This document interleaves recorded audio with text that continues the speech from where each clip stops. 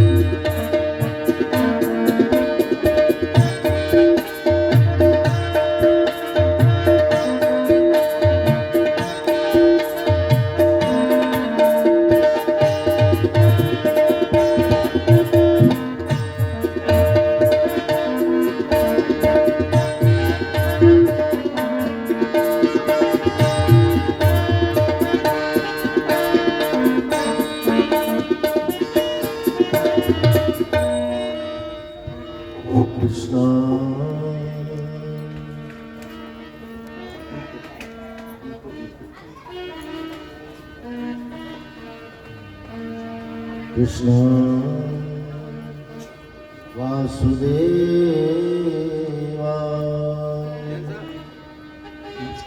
हरे परमात्मने प्रणत क्लेशनाशाय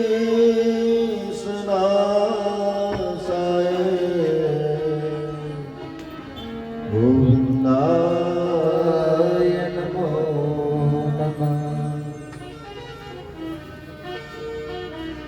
अतुलित बलधामं शैलावदेहं धनुजवन कृशानं ज्ञाननामाग्रगण्यं सकल गुणगान वानराणाम देशम रघुपति प्रिय भक्तम वात जातम नमामि। कृष्णं नारायणं वन्दे कृष्णं वन्दे व्रजाप्रियं कृष्णं द्वैपायनं वन्दे कृष्णं वन्दे प्रकाशितं मंगलम भगवान पे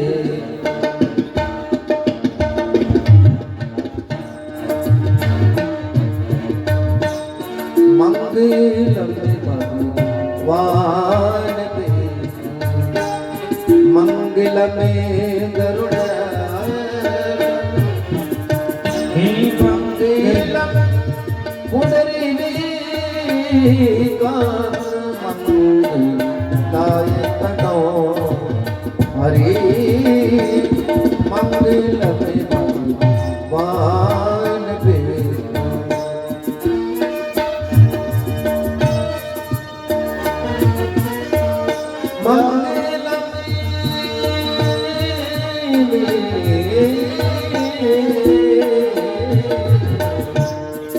मंगल में गरुड़ मंगलम पुंडरीकाक्ष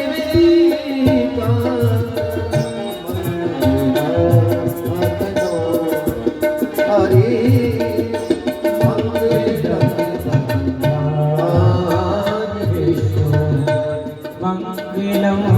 गरुड़ व्यासाय विष्णुरूपाय व्यासरूपाय विष्णवे नमो वै नमोनिधये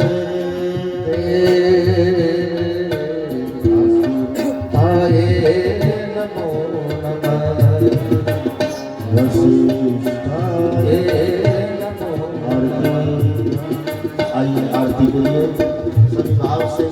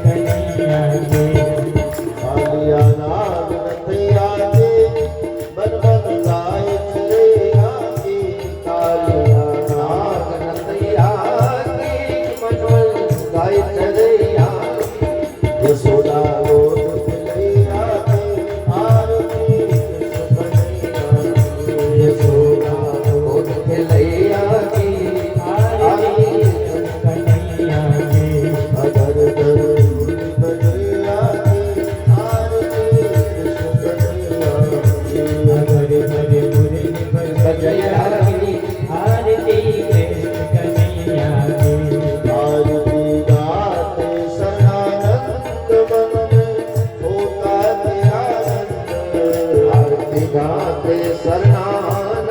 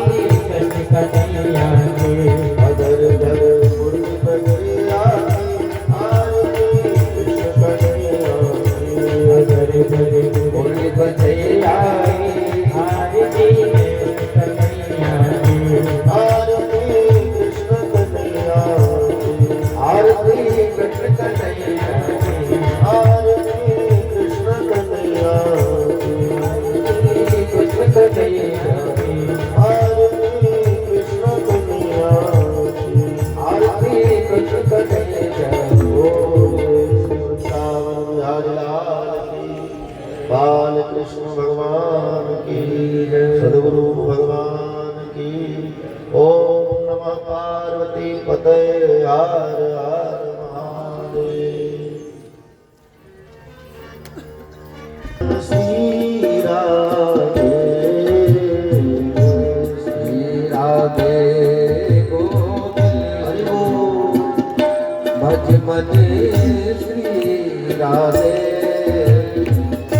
श्री राधे जय राधे श्री राधे जय राधे श्री राधे जय राधे श्री राधे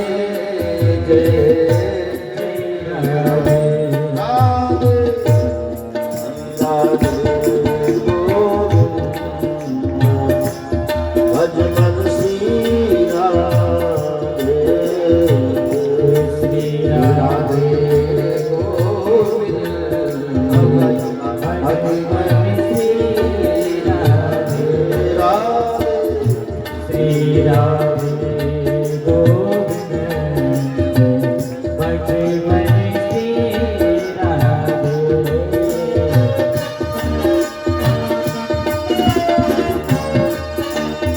राधे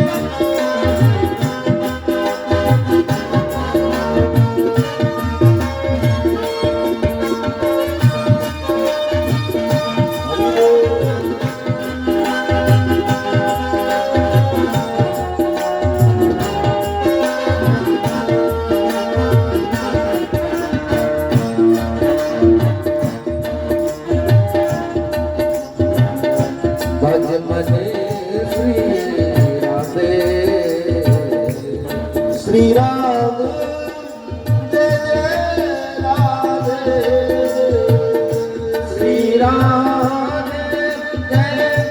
जय राधे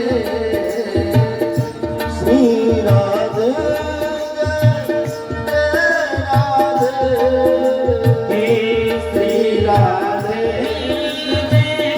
जय राधे श्री राधे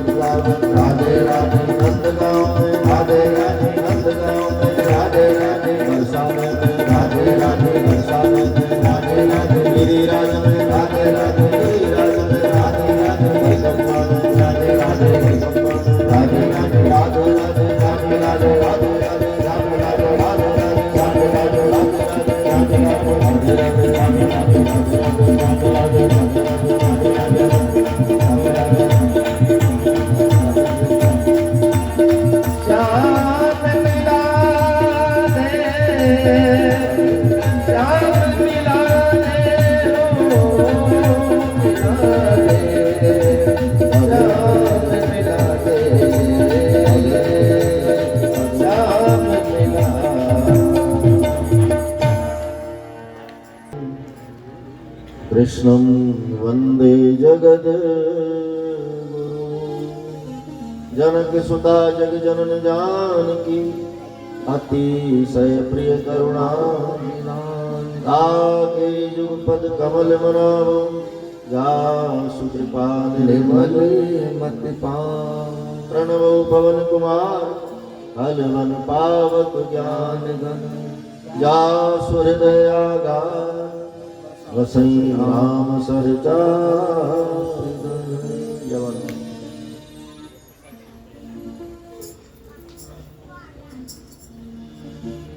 आइए हनुमंत विराजिए,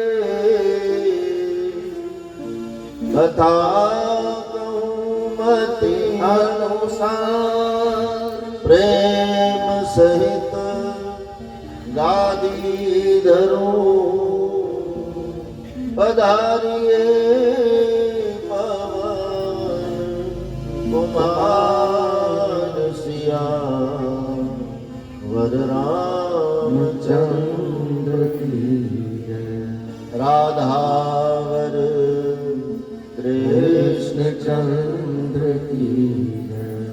उमापति महादेव की जय। पवन सुत हनुमान की जय। बोलो भाई सब संतन की जय। जय जय श्री राधे, जय जय श्री राधे, जय जय श्री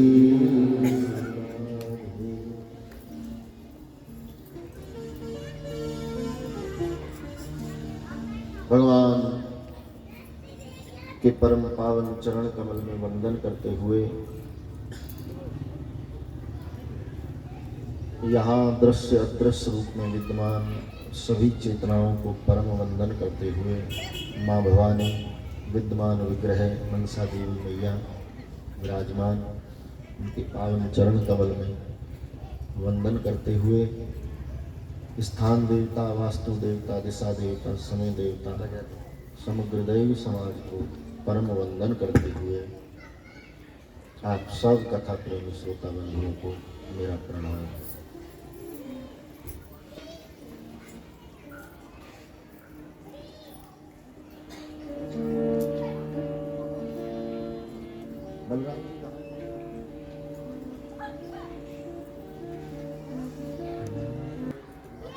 परिवार श्रीमान राकेश जी शर्मा साहब, उनका पूरा परिवार, उनके भाई, उनके द्वारा आयोजित ये साप्ताहिक श्रीमद् भागवत कथा देवलोक में विराजमान उनके माता पिता स्वर्गीय माता जी सुनीता देवी जी और विषम दास जी शर्मा देवलोक में उनको श्रद्धांजलि देते हुए ये साप्ताहिक कथा उन्होंने उनकी स्मृति में रखी है। मैं यज्ञकर्ता परिवार के सभी पूर्वजों को, पितृगणों को कथा में स्थान देते हुए उनका आह्वान करते हुए इस कथा का शुभारंभ करूं। आप सब जानते हो, इको नहीं चाहिए बिल्कुल, आप सब जानते हो कि कोई भी कथा शुरू होती है सनातन शास्त्रों में, ग्रंथों में, तो पहले दिन केवल कथा का महत्तम सुनाया जाता है। ऐसा नियम है, पहले दिन केवल महत्तम की कथा। माँ भवानी के मंदिर के प्रांगण में हम बैठे हैं और कथा का शुभारंभ हो रहा है, तो पहले दिन की कथा में हम महत्तम माने उसका महत्व। तो भागवत जी की कथा हम सुनेंगे, भागवत जी की कथा साप्ताहिक रूप में होगी, लेकिन पहले दिन हमें केवल ये जानना है कि जिस ग्रंथ की कथा सुनने हम आए वो ग्रंथ क्या है। और कंट्रोल करो, ये ग्रंथ क्या है। ये केवल कागज के पन्नों की पोथी तो नहीं है मेरे भाई में, अथवा तो कोई लौकिक कथा भी नहीं है। यदि कथा कहानी होती तो सुन सुनकर लोग ऊब गए होते। युगों से कथा चली आ रही है, वर्षों से कथा चली आ रही है, आज भी बहुत संख्या में कथाएं होती हैं और खूब लोग बड़े उल्लास के साथ, बड़े हर्ष के साथ अनंत धन संपदा लुटाते हुए इन आयोजनों को करते हैं। ये क्या है? ये ग्रंथ जो है मेरे भाई,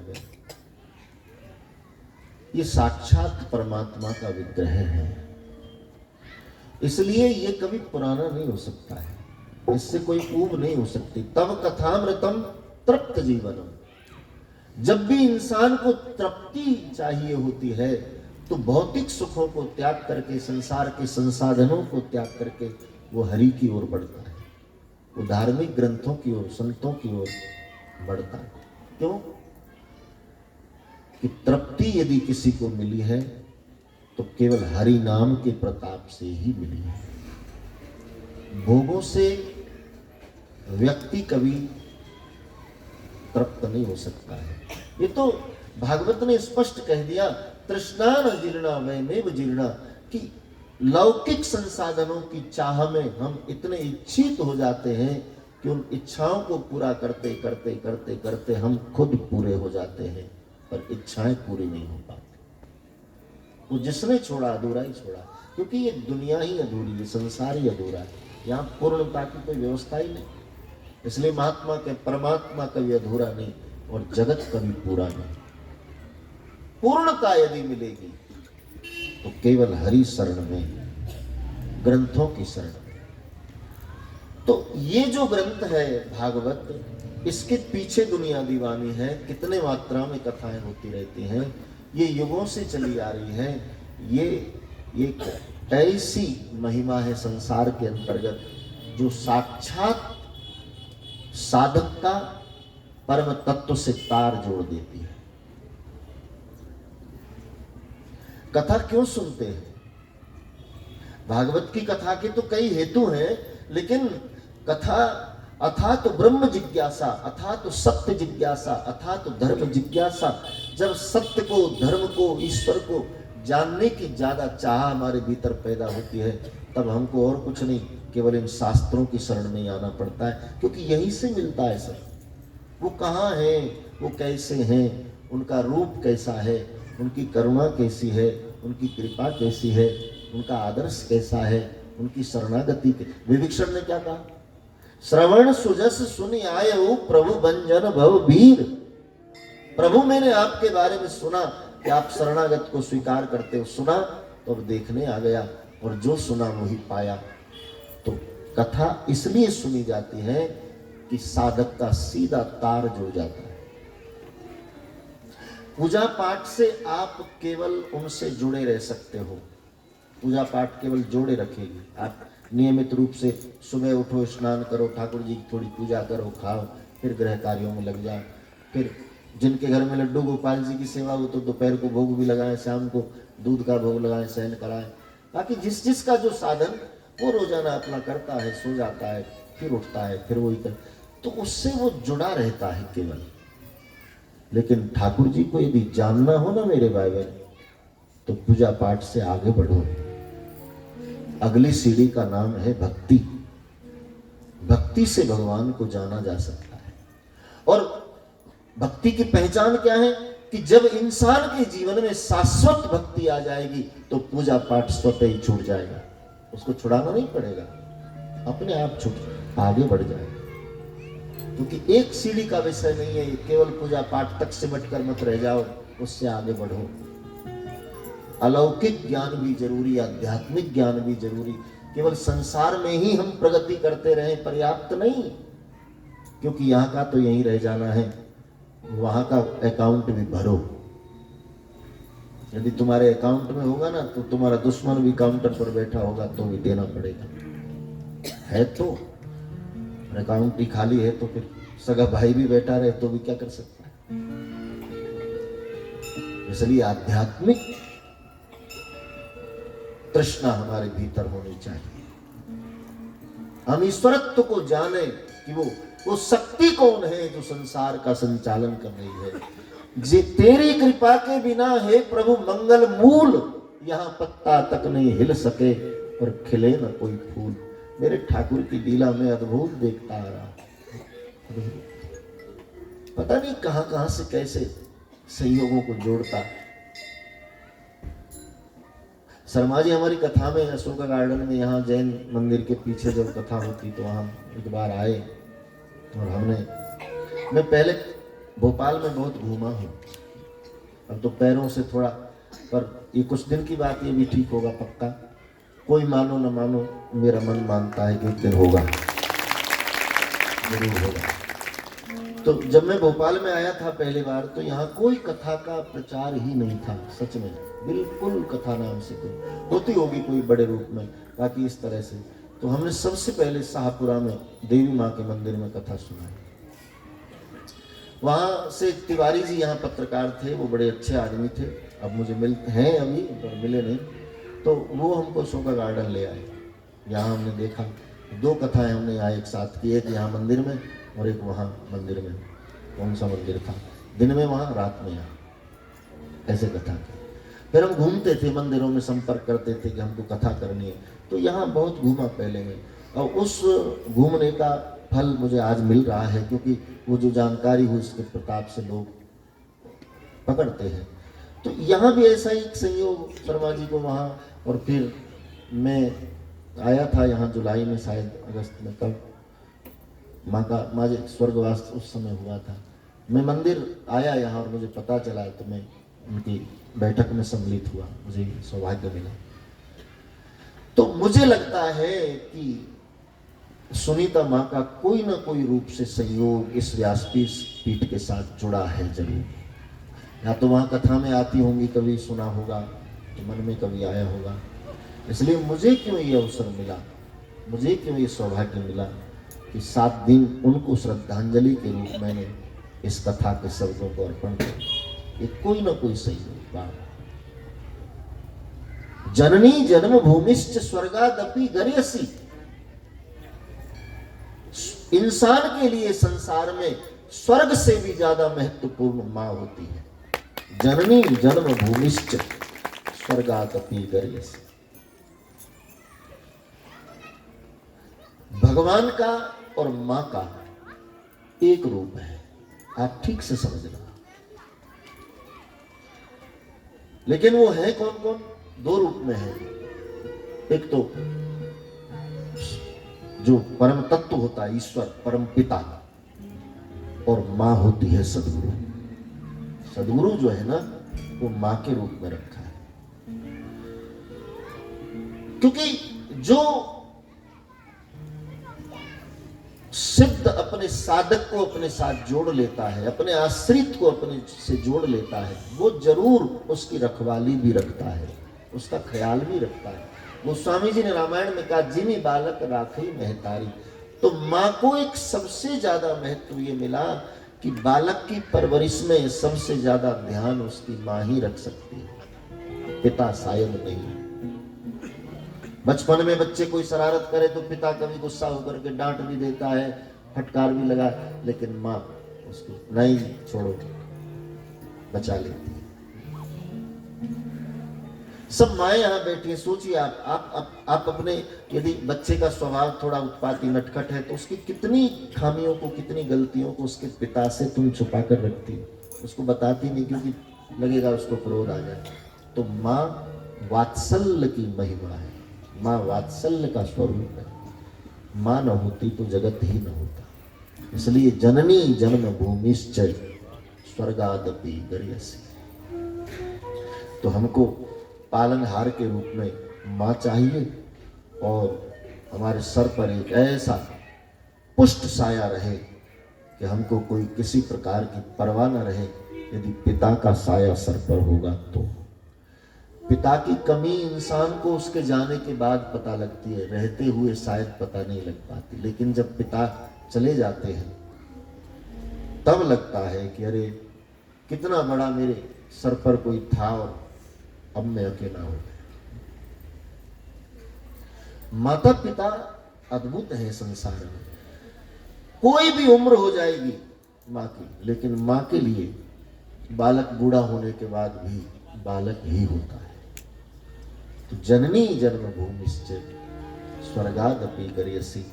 मैं तो शर्मा जी को बहुत बहुत बधाई दूं कि आपके मन में ये सुविचार आया कि मैं माता पिता को कथा की श्रद्धांजलि अर्पण करूं।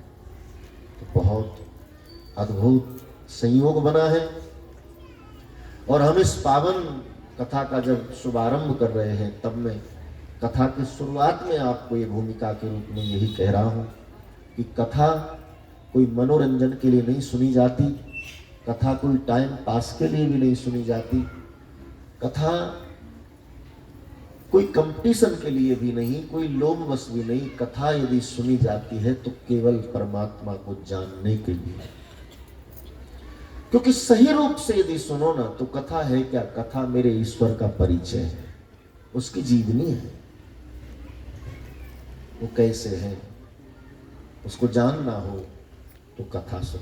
अब ये चित्रकारों को क्या मैं समझूं कि ये कहीं भगवान बैठे थे, गए फोटो खींच लिया और वही फोटो लाकर हमारे सामने रख दिया कि ये है परमात्मा, आप विश्वास करो। फोटो कोई नहीं खींच पाया मेरे भाई बहन, भगवान का फोटो तो सबके मन में होता है। चित्रकार के मन में सुंदरता होती है और वो पूरी सुंदरता को उड़ेल देता है, बनाते बनाते बनाते बनाते, और जितना सुंदर बना सकता है उतना सुंदर बना करके और विग्रह को कह देते ये है ठाकुर जी, क्योंकि उनसे सुंदर कोई संसार में हो ही नहीं सकता। सुंदर सुजान कृपा निधान, अधरन पे मुस्कान भरी। कृष्ण के चित्र को तो देखो आप, कैसी कैसी मुद्राएं, धन्य है चित्रकारों। अधरन पे मुस्कान भरी और नैनों में मस्ती छाई। अधरन पे मुस्कान भरी और नैनों में मस्ती छाई। सुंदरता के सागर हो तुम, चांद तेरी परछाई। सुंदरता के सागर हो चांद तेरी परछाई। तुम्हें खुशियों भरा खजाना, तुम्हें खुशियों भरा खजाना। दिल हो गया मेरा दीवाना, दिल हो गया मेरा दीवाना। हो मेरे रमन बिहारी लाल, तुम्हारे चरणन की बलिहार। वो मेरे रमन बिहारी लाल, तुम्हारे चरण की बलिहार। हो मेरे राधा वल्लभ लाल, तुम्हारे चरणन की बलिहार।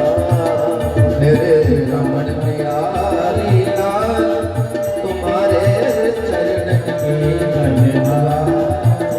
तेरा सुंदर रूप सलोना, तेरा सुंदर रूप सलोना।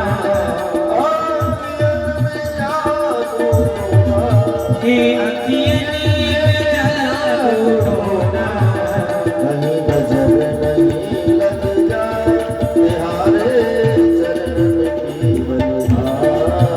कहीं नजर नहीं लग जाए तुम्हारे चरण की बलिहार। तेरे रमन बिहारी लाल, तुम्हारे चरण की बलिहार। मेरे रमन बिहारी लाल, तुम्हारे चरण की बलिहार।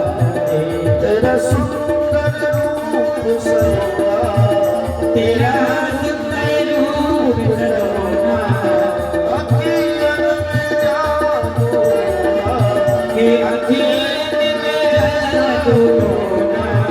मेरे रमन बिहारी बलिहार।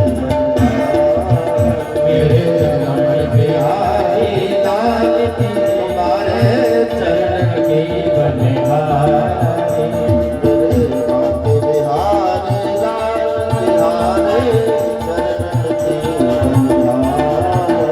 मेरे रमन बिहारी लाल, तुम्हारे चरण की बलिहार।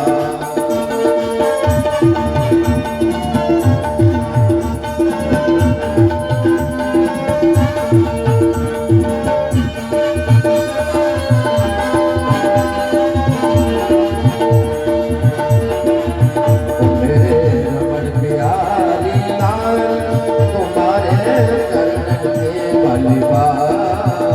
मेरे रमन बिहारी लाल, तुम्हारे चरण के बलिहार।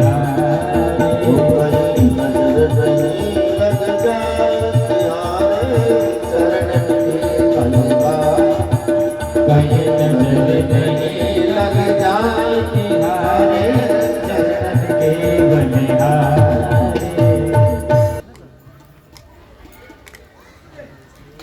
तो कथा इसलिए सुनी जाती है मेरे भाई बहन कि हम ठाकुर जी को ठीक से जान पाए कि वो है क्या। उनका एक एक चरित्र हमारी श्रद्धा को प्रबल करता है। उनका एक एक अध्याय, एक एक आख्यान हमारे विश्वास को प्रबल करता है। और भक्ति जगत में भजन कम हो जाए तो चल जाएगा, लेकिन भरोसा कम हुआ तो नहीं चलेगा। विश्वासम फलदायकम। तो परमात्मा को विश्वास से पाया जा सकता है अथवा तो प्रेम से पाया जा सकता है, लेकिन ये प्रेम और विश्वास दोनों प्राणी को केवल सत्संग से मिल सकते हैं। इसलिए बड़ा महत्वपूर्ण है ये विषय। एक घड़ी आधी घड़ी आदि में पुनि आदि, तुलसी संगत साधु की तो कटे कोटि अपराध। सत्संग इसलिए आप सांसारिक विकास खूब कर पाए, लेकिन अपना जीवन का निजी विकास उसका क्या है? वो बुद्धि नहीं आई मेरे भाई बहन हमने कि हम अपना विकास कर पाए, अपनी व्यवस्था को देख पाए, अपने को समझ पाए कि हम हैं कहां, हम हैं कौन। ये खोज जिस दिन मुड़ जाएगी उस दिन बेड़ा पार होगा। अभी हम दूसरों की खोज में लगे रहते हैं, कौन कहाँ जा रहा है, कौन किससे मिल रहा है, कौन क्या बात कर रहा है, दूसरों की खोज में पूरा समय बर्बाद। जिस दिन इस खोज का रुख मुड़ जाएगा, ये खोज अपनी तरफ मुड़ जाएगी। जिन खोजा तिन पाई, जो मन खोजा आपना तो मुझसे बुरा नहीं। बुराई भी तभी हटेगी और परम तत्व भी तभी मिलेगा। तो सत्संग ये देता है। इसलिए गोस्वामी जी कहते हैं बिनु सत्संग विवेक न होए, राम कृपा बिनु सुलभ न सोई। बिनु सत्संग विवेक न भोई, राम कृपा बिनु सुलभ न सोई। राम कृपा बिनु सुलभ न सोई। सठ सुध रही सत संगति पार, परस परस उदातु सुहाई। पारस परस उदातु सुहाई। बिनु सत्संग विवेक न होई। देखिए दुर्बुद्धि इंसान में सहज आएगी, कुबुद्धि इंसान में सहज आएगी, लेकिन सद्बुद्धि बड़ी मुश्किल से आएगी। वो कोई संत की कृपा के बिना नहीं आएगी, सत्संग के बिना नहीं आएगी, सदगुरु के अनुग्रह के बिना नहीं आएगी, वडिलों के आशीर्वाद के बिना नहीं आएगी। सद आचरण किए बिना सद्बुद्धि नहीं आएगी। सद्बुद्धि सत्कर्म की प्रदाता है। सत्कर्म के लिए सद्बुद्धि प्रेरित करती है कि ये करो। और सत्कर्म से साधक सुपात्र बनता है और सुपात्र को प्रभु कृपा प्राप्त होती है। अगर बर्तन में खटाई लगी हो और उसी में दूध डाल दें तो दूध फट जाएगा। उसमें दूध का दोष नहीं, बर्तन का दोष। हमारा बर्तन, स्वभाव हमारा बर्तन, हमारे विचार हमारा बर्तन, हमारी बुद्धि हमारा बर्तन। और इस बर्तन में छल कपट राग द्वेष ईर्ष्या दंभ की खटाई पड़ी है तो कृपा का दूध आएगा तो बिगड़ जाएगा आप। इसलिए सत्संग साधक को मांझ देता है। जैसे ऊपरी मैल को साबुन धो देता है, पानी धो, ऐसे भीतरी मैल को सत्संग धोता है, भगवान की कथा धोती है। इसलिए कथा गंगा है। पूछे रघुपति कथा प्रसंगा और सकल लोक जग पावनी गंगा। कथा गंगा है। कथा गंगा में नहाने से प्राणी का मन पवित्र होता है। इसलिए भी कथा सुने।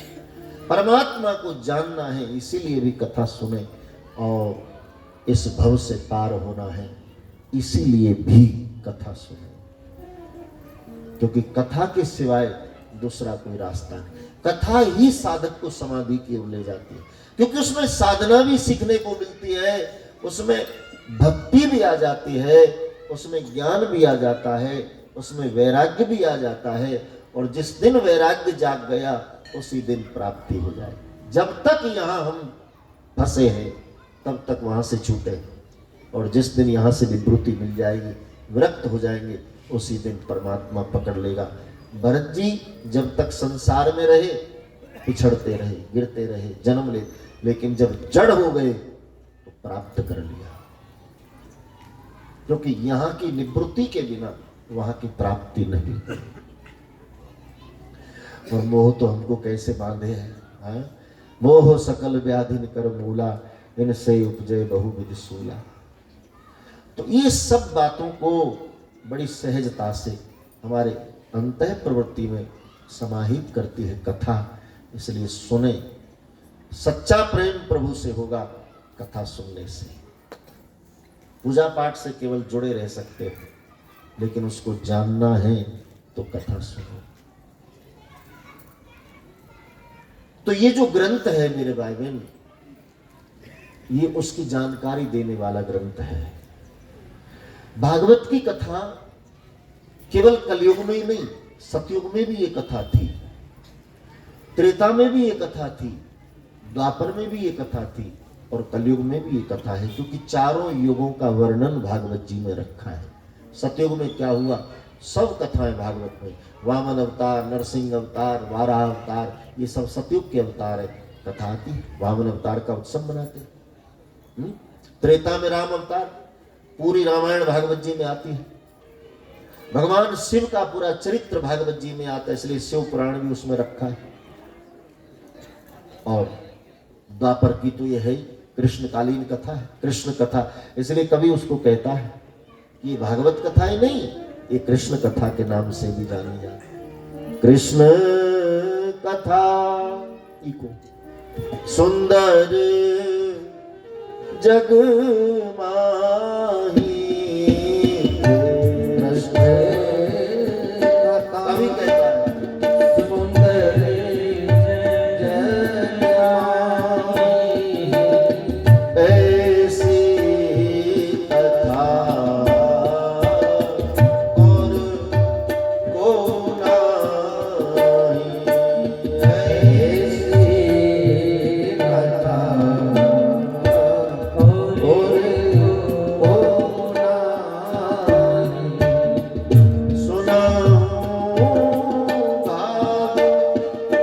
संत सुजाना,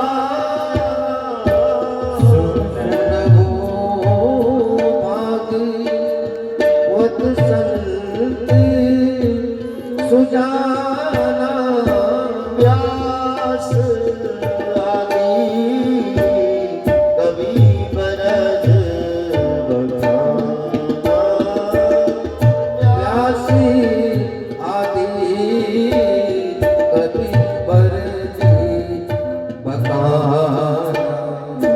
कृष्ण कथा सुंदर जगी माई,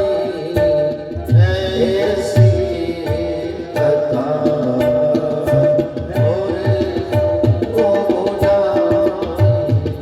ऐसी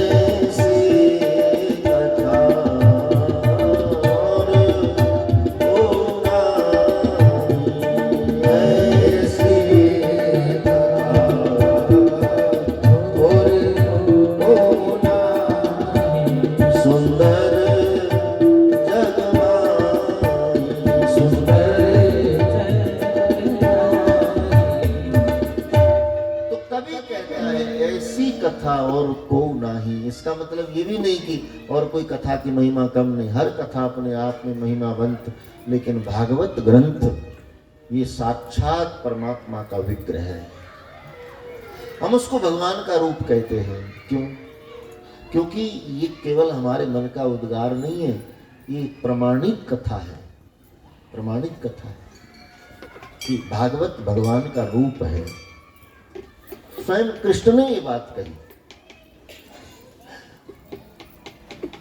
कृष्ण द्वापर में जब प्रगटे आए इस धरती पर, तो कितने दिन यहाँ रहे आप जानकारी रखते हो? कृष्ण की उम्र कितनी रही? 100 वर्ष कुछ दिन थे। 100 वर्ष 120 वर्ष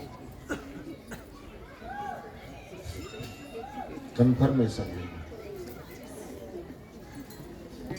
बिल्कुल ठीक 120, लेकिन 128 वर्ष का लेख मिलता है। कृष्ण 128 यानी 125 वर्ष कृष्ण धरती पर रहे केवल। और इस 125 वर्ष में से ब्रज में कितने दिन रहे? ब्रज में कितने दिन रहे? केवल 11 वर्ष 52 दिन, बस 11 वर्ष 52 दिन की लीला करके कन्हैया वृंदावन से जो गए परसों की कहकर, फिर कभी लौट कर आए ही नहीं। परसों में बरसों बीत गए, रो रो कर मर गए ब्रजवासी कृष्ण के विरह में, लेकिन गोपाल लौट कर आए। क्योंकि कर्म व्यवस्था परमात्मा ने उस तरह से स्थापित की कि उसको इतने समय में ये करना है, इतने समय में ये करना है, इतने समय में ये करना है, और सब पूरा करके वहां से विदा हो जाना है। क्योंकि मालूम है क्यों कृष्ण यहाँ से जल्दी जाने के इच्छुक रहे? क्योंकि ये जगत जो है ना मेरे भाई बहन, ये दुखालय है, ये दुख का सागर है। यहाँ लाख सुख हो दामन में, फिर भी कोई ना कोई दुख हर इंसान को कचोट रहा है। कोई तन दुखी, कोई मन दुखी, कोई धन बिन रहे उदास, और थोड़े थोड़े तो सभी दुखी, यहाँ केवल सुखी हरि के दास। जिसके जीवन में भजन है, जिसके जीवन में सत्संग है, केवल वो सुखी, बाकी तो जगत दुखी। ये दुखालय और बिल्कुल स्पष्ट है। जैसे औषधालय में केवल औषधि मिलती है, भोजनालय में केवल भोजन मिलता है, पुस्तकालय में केवल पुस्तक, ऐसे ही दुखालय में केवल दुख मिलता है। यहाँ जन्म दुखम, जरा दुखम, जया दुखम, पुनः पुनः अंत कालम महादुखम, तस्मात् जागृहि जागृहि। शास्त्रकार ग्रंथकार जागृत करता है कि दुख का सागर है, जागो। यहाँ क्यों बार बार पुनरपि मरणम, पुनरपि जन्मम, पुनरपि मरणम, पुनरपि जन्मम? योनि 84 लाख है, आप सब जानते हो। और जीव चींटी में भी है, कुत्ते में भी है, बिल्ली में भी है, कीड़े में भी है। पता नहीं इस जीव को कितने शरीर पीछे मिल चुके। अब बड़े भाग मानव तन पावा, सुर दुर्लभ। सुर माने देवता, दुर्लभ माने मुश्किल। जो देवताओं को कठिन है वो हमको मिला, क्या हम बड़भागी नहीं है? और यहां से दो रास्ते निकलते हैं मेरे भाई। एक रास्ता भगवान के घर को जाए, यदगत्वा निवर्तन्ते तद्धामम परमम मम, और दूसरा रास्ता फिर से इस संसार में पुनरपि मरणम, पुनरपि जन्मम, पुनरपि मरणम। तो यहां से व्यवस्था है कि इससे निवृत्त हो जाए, यदगत्वा निवर्तन्ते, छूट जाए। लेकिन उसके लिए प्रयास करना पड़ेगा, उस रास्ते पर चलना पड़ेगा। और वो रास्ता हमको केवल भगवान की कथा से, सत्संग से मिल सकता है। और कोई साधना प्राप्ति में सहायक नहीं, हाँ जोड़े रखने में सब सहायक, लेकिन प्राप्ति तो बिना प्रेम रीझे नहीं, नटवर नंद किसो। राम ही केवल प्रेम प्यारा, जान ल्यो जो जान निहारा। हरि व्यापक सर्वत्र समाना, प्रेम ते प्रगट होए में जाना। और प्रेम तभी होगा जब हम उसको अच्छे से सुनेंगे, उसके कर्तव्यों को सुनेंगे, उसको ध्यान से हम पढ़ेंगे, तो प्रेम होगा कि वो प्रेम के लायक है। प्रेम जबरदस्ती का विषय नहीं है, प्रेम तो समर्पण का विषय है। प्रेम किया नहीं जाता, हो जाता है। बिना प्रेम रीझे नहीं, नटवर नंद किसो। कथा सुनने से अवश्य होगा, इसलिए कथा महत्वपूर्ण है।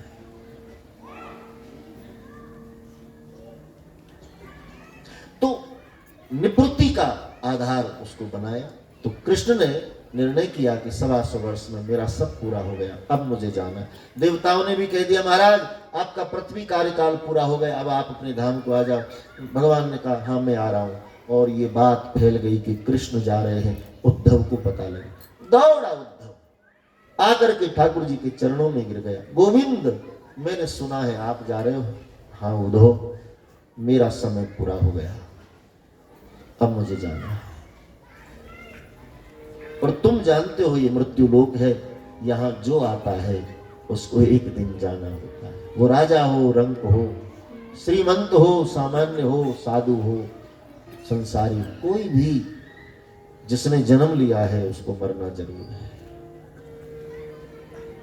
और ये बात हम रोज देख रहे हैं, हमको पता भी है कि एक दिन यहां से चले जाना है, लेकिन पता नहीं फिर भी क्यों फंसे, निवृत्ति नहीं हो पा रही, क्यों? जागृति। सिकंदर जब मृत्यु को प्राप्त होने वाला था तो उसने जान लिया कि अब शरीर से प्राण निकलने वाले हैं, तो उसने अपने प्यानों को कहा कि जब मेरा जनाजा लेकर जाओ तो मेरे दोनों हाथ बाहर निकाल देना। बोले बादशाह क्या संदेश देना चाहते हो?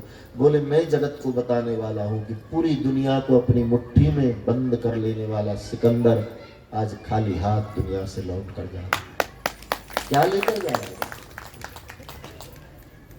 एक कवि ने कहा, जाएगा जब यहां से,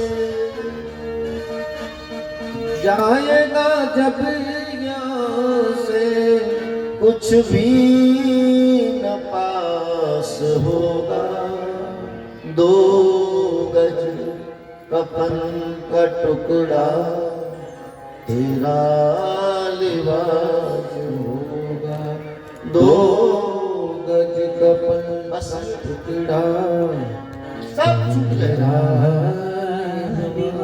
होगा। धन रह गया तिजोरियों में, सगे संबंधी नातेदार रिश्तेदार रह गए शमशान तक, यहां से आगे की यात्रा में कौन संग जाएगा? तब ऋषि कहे जीवान धर्म गेह गच्छति, केवल तेरे सत्कर्म, तेरे पुण्य कर्म, तेरे अच्छे कर्म यहां से तेरे संग जाएंगे, बाकी तो सब यहीं छूट जाए।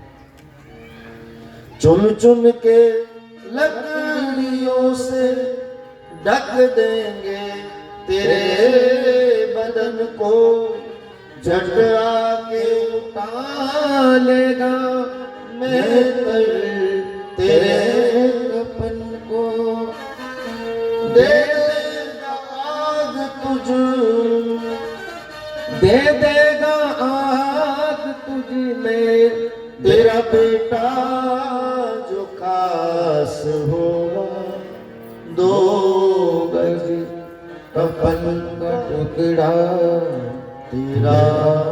लिबास होगा। और मुझे बहुत प्रिय लगी आखिरी पंक्ति, कवि लिखता है, मिट्टी में मिले मिट्टी, बाकी जो खाक होगी, मिट्टी में मिले मिट्टी, बाकी जो खाक होगी,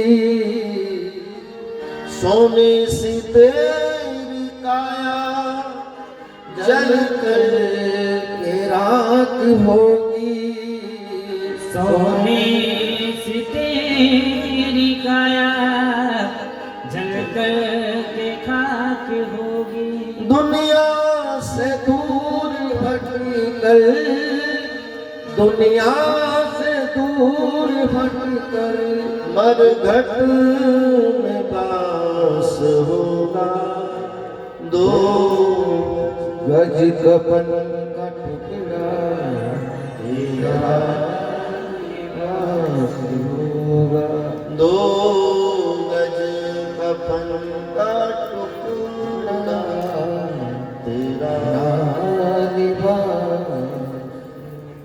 तो पता है सबको, अच्छे से सबको जानकारी, फिर भी फंसे हैं हम सब।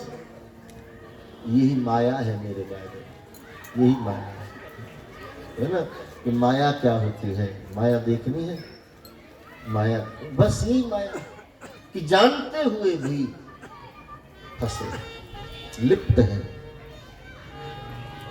वरना तो कथा तो कहती है कि इस मकान में तू रहता है, इसलिए इसकी झाड़ू करना तेरा कर्तव्य, इसकी पूछा पाछी करना तेरा कर्तव्य, इसकी देखरेख मेंटेन रखना तेरा कर्तव्य। लेकिन ये मकान मेरा है, ये मानना तेरी मूढ़ता है। तुझसे पहले कितने रह गए, तू रह रहा है, तेरे बाद और कितने रहेंगे।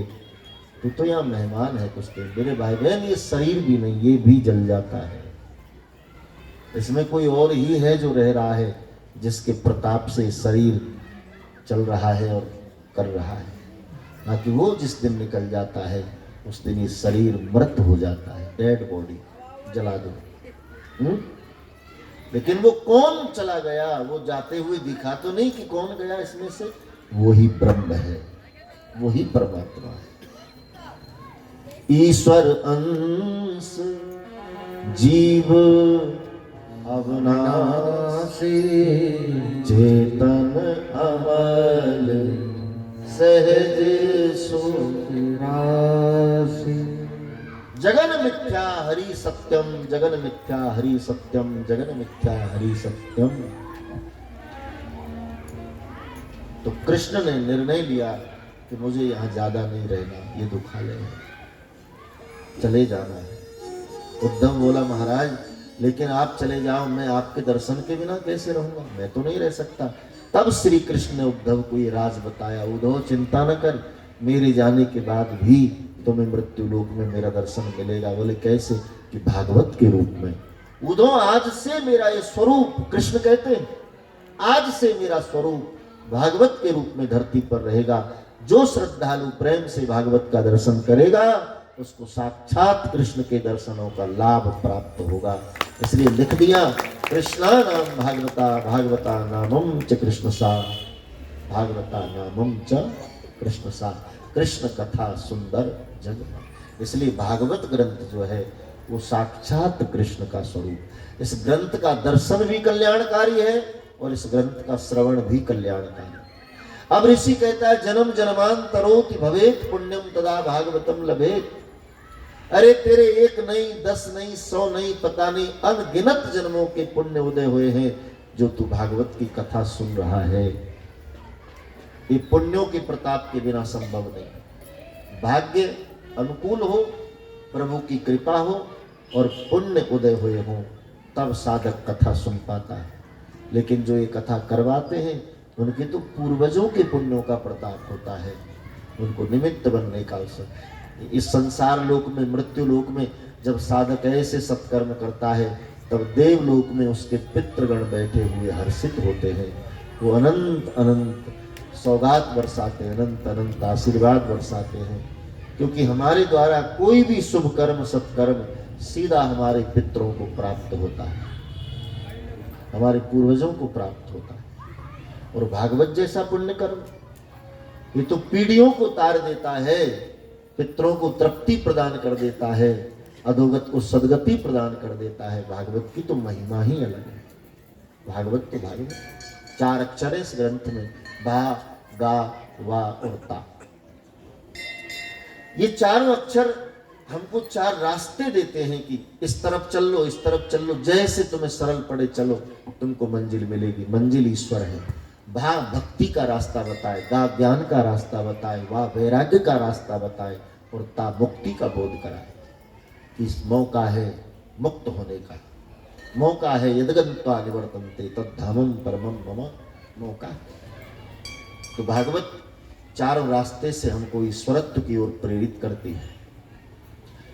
4 युगों की ये कथा है, 24 अवतारों का वर्णन है। सतयुग से लेकर कलयुग के अंतिम चरण तक भगवान के 24 अवतार बताए, जिनमें 23 अवतार हो चुके। बुद्ध अवतार ये 23वां अवतार था। 24वां अवतार कलयुग के अंतिम चरण में संबल नाम के ग्राम में उन्होंने निश्चित बताया है।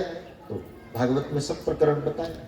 तो 4 युगों की कथा है, 24 अवतारों की कथा है। ये कथा सर्वप्रथम परम तत्व परमात्मा ने ब्रह्मा जी के लिए शक्ति के रूप में प्रदान की। यही कथा ब्रह्मा जी ने मंत्र के रूप में नारद जी को दी। यही कथा नारद जी ने ज्ञान के रूप में वेद व्यास महाराज को दी। और यही कथा व्यास जी ने श्री सुखदेव जी को आशीर्वाद के रूप में दी। और यही कथा सुखदेव जी ने राजा परीक्षित को सुनाई और परीक्षित का मोक्ष किया। तो युगों से ये कथा चली। ये कथा बड़ी अमोल है, इसकी कोई कीमत नहीं मेरे भाई, कोई कीमत नहीं। कथा की कोई कीमत होती है बता? और कोई आकलन करे तो मूड हो सकता है, क्योंकि देवता लोग अमृत का कलश लेकर आए थे सुखताल में। जब सुखदेव पर कथा सुनाना शुरू कर रहे थे परीक्षित को, तब अमृत कलश लेकर आए और सुखदेव जी को लालच दिया कि महाराज ये अमृत हमसे ले लो, इसके बदले में हमें कथा अमृत पिला दो। सुखदेव जी ने कहा मैं मूड नहीं हूं, मैं कांच में और मणि में अंतर समझता हूं। तुम कांच दे करके मणि प्राप्त करना चाहते हो, कथा तो मणि है, अमृत कांच है। तब कथामृतम तृप्त जीवनम कभी भिरीडतम कल्मसाप हम श्रवण्य मंगलम श्रीमदाततम भुवि गणन्ति ते भूरिदा जनाः। तो कथा तो अद्भुत है और दुनिया में सब सुलभ है। मैं आपको सावधानी के रूप में कहूं, सब सुलभ है, एक भगवान की कथा दुर्लभ है। संत मिलन और हरि कथा तुलसी दुर्लभ दूर। दुर्लभ माने कठिन मुश्किल, बाकी तो सब सरल है। और जिस युग में हम जी रहे हैं कलयुग, इसमें कथा और कीर्तन दो ही साधन सफल है, तीसरे साधन की जरूरत नहीं। करें तो आपकी इच्छा। अब ये तो लोगों की प्रवृत्ति ऐसी हो गई कि सामान मॉल में से ही लेना है, बहुत बड़ी शोरूम से ही लेना है, चाहे वहां बिल्कुल बेकार सामान मिले, लेकिन ऊंची दुकान से आया है तो अच्छा है। छोटी दुकान हो लेकिन उसमें सामान बहुत ओरिजिनल रखा, लोग कहें इसमें क्या छोटी सी दुकान। तो मेरे कहने का तात्पर्य कि जब तक कुछ बड़ा नहीं होता है ना, उनको लगता नहीं कि हमने कुछ किया है। इसलिए बड़ा कथा कीर्तन को तो सामान्य मानते हैं, ये कथा कीर्तन ये तो यज्ञ हो, योग हो, ध्यान हो, समाधि हो तो लगता है, लेकिन उनका ये युग नहीं है। ध्यान का महत्व तो सतयुग में था, यज्ञ का महत्व तो त्रेता में था, पूजन का महत्व तो द्वापर में था। ये कीर्तन है मेरे भाई बहन, और यहाँ केवल कलयुग में कीर्तन का ही महत्व है। कलयुग केवल नाम आधारा, सुमिर सुमिर नर उतर ही पार। नाम संकीर्तनम यस्य सर्व पाप प्रणाशनम प्रणामो दुख समनस्तम नमामि हरिम परम। कलयुग में केवल कथा और कीर्तन दो ही साधना सफल है। और जैसे ऋतु का फल खाना लाभदायक है, ऋतु का अन्न खाना लाभदायक है, ऋतु की मेवाएं खाना लाभ, ऐसे ही ऋतु का साधन करना लाभदायक है। लेकिन पता नहीं लोग ऋतु है बाजरा खाने की तो गेहूं की इच्छा करें, और ऋतु गेहूं खा तो बाजरा चाहे। जिस समय तरबूज का सीजन नहीं होता उसी समय तरबूज खरीदना है। जिस फल की जो ऋतु नहीं होती उस ऋतु को हम उस फल को लाने की चेष्टा, लेकिन नुकसानदायक है, मत खाओ। ऋतु फलम समर्पयामि ऋतु अन्नम समर्पयामि, ऐसे ऋतु साधनम समर्पयामि। ये कीर्तन की ऋतु है। कलयुग जो है ये कीर्तन की ऋतु है। यहाँ तो गालो, प्रेम से प्रभु का नाम गालो बस, और कुछ चाहिए। बोल हरि बोल, हरि हरि बोल, बोल हरि बोल, केवल प्रेम से गालो। हरि बोल, बोल हरि बोल, हरि हरि बोल, बोल हरि बोल, हरि हरि बोल, बोल हरि बोल, हरि हरि बोल, बोल हरि बोल, हरि हरि बोल, बोल हरि बोल, हरि हरि बोल, बोल हरि बोल, हरि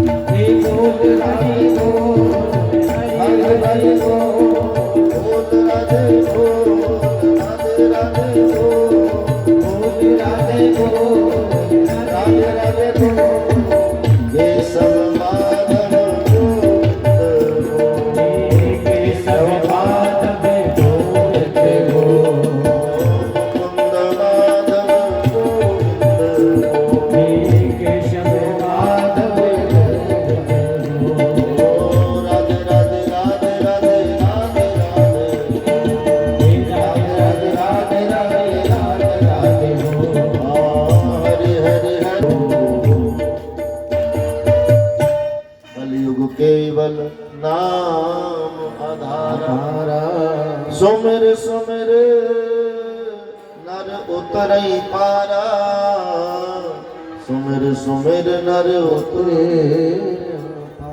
कलयुग केवल नाम संकीर्तनम यस्य सर्व। इसलिए कथा और कीर्तन की महिमा कलयुग में ज्यादा है। ध्यान सतयुग में ही जरूरी होता था, यज्ञ त्रेता में ही जरूरी होता था, पूजन बहुत ज्यादा द्वापर में ही जरूरी था। कलयुग में केवल कीर्तन जरूरी है। कीर्तन हो गया मान समझो सब हो गया, योग यज्ञ ध्यान पूजन पठन पाठन सब हो गया, कीर्तन में सब समाया। इसलिए प्रेम से जहाँ हो जैसे हो हरि कीर्तन गा लो बाप। और कोई जरूरी नहीं आप आसन पर ही बैठो, ढोलक मजीरे से गाओ, मंदिर में, तुम जहाँ हो जैसे हो वहीं गा लो, वहीं मौज हो। ऑफिस में हो, घर में हो, रास्ते में हो, लेटे हो बैठे हो, भाय को भाय अनक आलस हो, नाम जपत मंगल दस दिसहु, नाम जपत मंगल दस दिसहु। कीर्तन गाने से प्राणी के दसों दिशाओं में मंगल। और मैं तो आग्रह करूं, निवेदन करूं कि आप सुबह उठो, स्नान करो, अपना जो भी पूजन नियम हो वो करो, और घर से निकलते समय, काम पर जाओ, घर से निकलते समय हरि नाम कीर्तन और उसमें महामंत्र का गुणगान थोड़ा सा कर लो, तुम्हारा पूरा दिन कवर हो जाता है। पूर्वाग्रह तुमसे दूर रहेंगे और अनुग्रह कवच बन करके पूरे दिन तुम्हारी रक्षा करेंगे। हरि नाम कवच, हरि नाम का कवच जिसके जीवन में हो उसका कोई पूर्वाग्रह कुछ नहीं बिगाड़ सकता।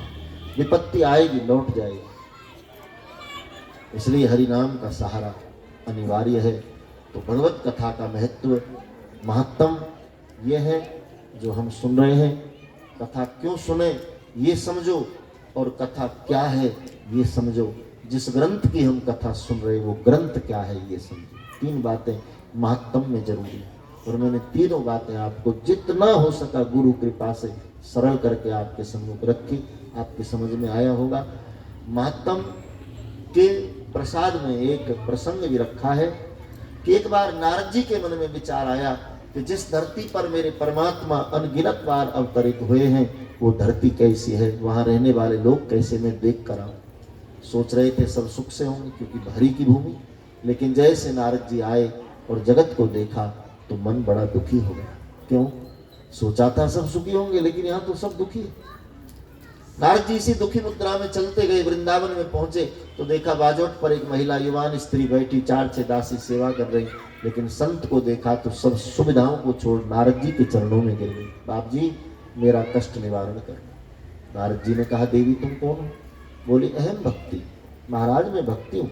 मम दुई पुत्रा, मेरे 2 पुत्र हैं ज्ञान और वैराग्य। बाबा मैं द्रविड़ देश में उत्पन्न हुई, कर्नाटका में पोषित हुई, अनन्य राज्यों में खूब फली फूली, गुजरात में आई तो मुझे बुढ़ापा आ गया, और गुजरात से निकलकर मैं वृंदावन में आई तो यहाँ मैं तो जवान हो गई लेकिन मेरे दोनों बेटा बूढ़े हो।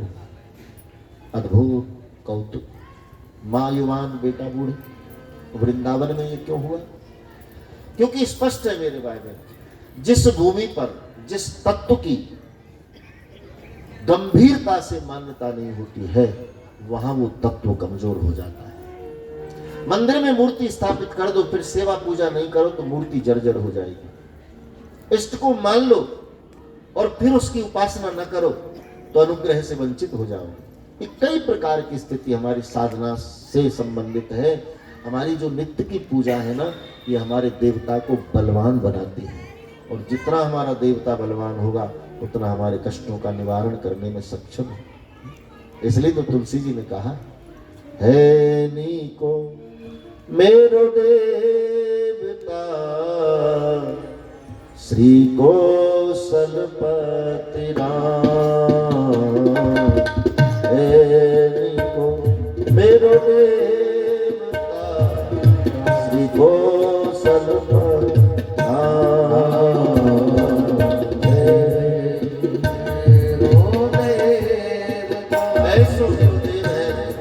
धनुर्धारी भगवान श्री राम, मेरो देवता श्री कौशलपति राम।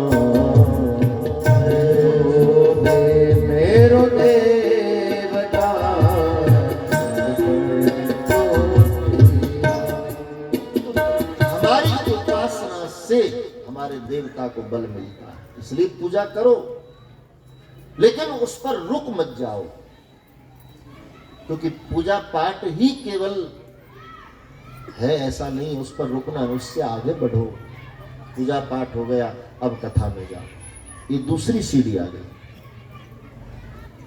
कथा सुनते सुनते ज्ञान हो गया, थोड़ी विरक्ति, छोड़ो सब ठीक है चलता रहे, लेकिन हम मेले में अपने आप को धीरे धीरे अकेला कर लें, ये कथा का प्रताप होगा। आपको विरक्ति आएगी, और जैसे जैसे यहाँ से विरक्ति होगी ना, परमात्मा की तरफ रुख बढ़ेगा, वहाँ आकर्षण बढ़ेगा, वहाँ लगाव होगा, वहाँ, और जब लगाव होगा ना तो समझ लो बात बन गई।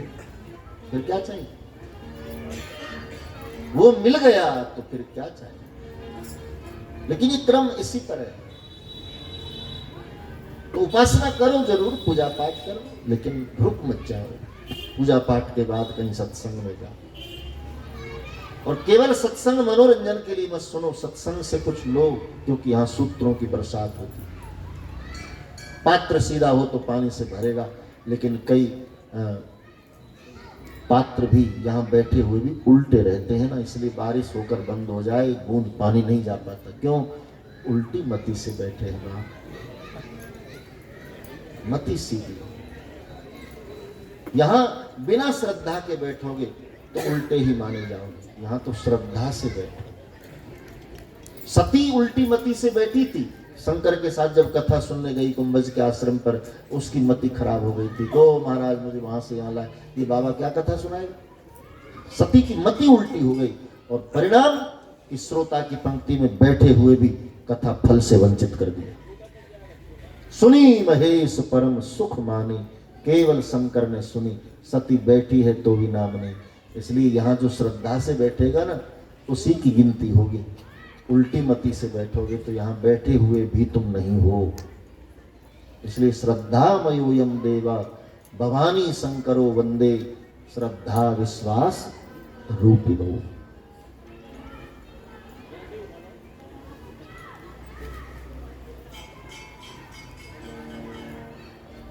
सत्संग ही साधन है, फिर वहां से आगे और कुछ जो होगा वो अच्छा होगा।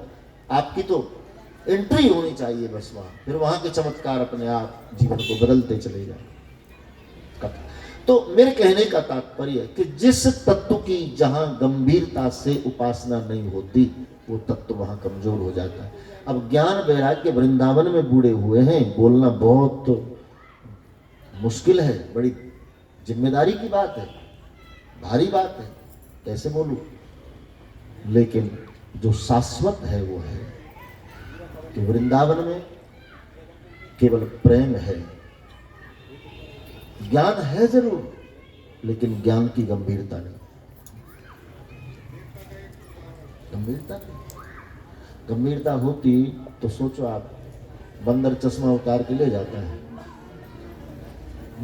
और फिर कब देता है? फ्रूटी पिला। ये कहाँ ज्ञान की गंभीरता? व्रज में बंदर भाव है, और सच कहूं बंदर भाव के बिना व्रज को समझा भी नहीं जा सकता। व्रज को तो ग्वाल भाव से ही समझा जा सकता है। ज्ञान से यदि व्रज को समझने की कोशिश करोगे तो वंचित रह जाओगे, क्योंकि तुम तो खाक ज्ञानी हो। उद्धव जैसा ब्रह्म ज्ञानी भी व्रज में आकर फेल हो गए।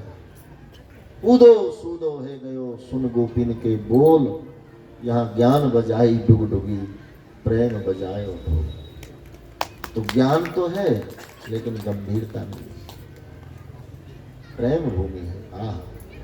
व्रज का घर घर तुलसी ठाकुर सेवा, व्रज के घर घर में बिहारी जी विराजमान। घर घर तुलसी ठाकुर सेवा, और दरस बिहारी जी को, दरस बिहारी जी को, आली मोए लागे वृंदावन को, आली मोए लागे वृंदावन और निर्मल नीर बहे यमुना को, निर्मल नीर बहे यमुना को, को, और भोजन दूध दही को, भोजन दूध दही को, भले मोह लागे वृंदावन को। आले मोए लागे वृंदावन को। धन्यं वृंदावने युक्तं भक्ति योग आराध्यता, संयुक्तं च सेवितं वंदे वृंदावने सदा भजे। वहाँ केवल भक्ति, व्रज में भक्ति पाने के लिए प्रयास की जरूरत नहीं, व्रज का निवास ही भक्ति है, वहाँ रहना ही भक्ति है। इसलिए आज देखो वृंदावन की क्या है, इतनी भीड़ हो गई बाप, मुझे लगता है कि महानगर से भी बड़ा नगर बन गया वृंदावन, बंबई से भी ज्यादा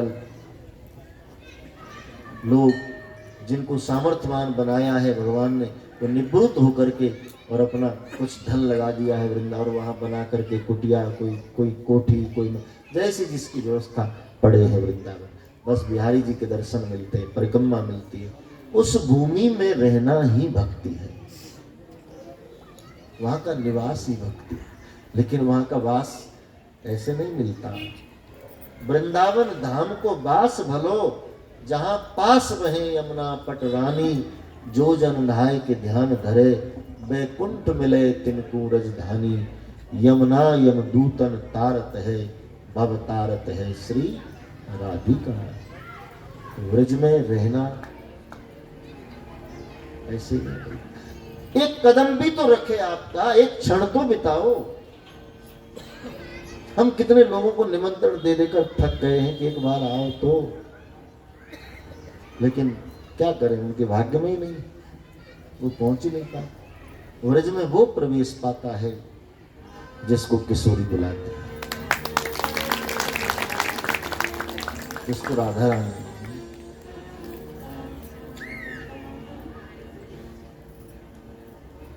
लाडली अद्भुत नजारा तेरे बरसाने में है, ओ लाडली अद्भुत नजारा तेरे बरसाने में।